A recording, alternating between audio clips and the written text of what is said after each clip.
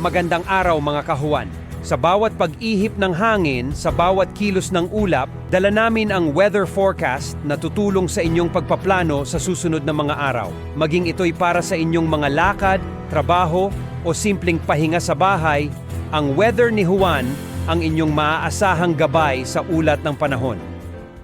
As sa ating weather outlook, sa weekend ay patuloy pa rin tayong magiging o makakaranas ng maganda at maliwas na panahon kung saan ay magiging bahagyang maulap hanggang sa maulap ang kalangitan. At sa mga araw nito ay masisilayan po natin si Haring Araw. Pero may tsansa pa rin na mga biglaang buhos ng ulan dulot ng thunderstorm itong mga pinlugar sa ating bansa.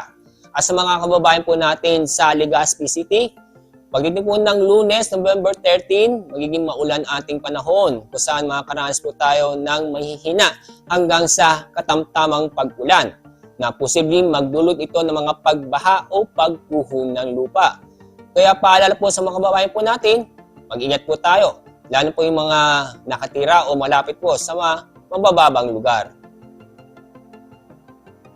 Sunrise po, 5:55 ng umaga, sunset 5:25 ng hapon.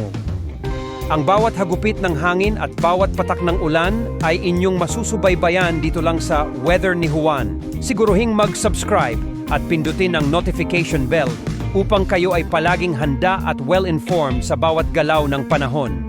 Abangan ang susunod na weather forecast video.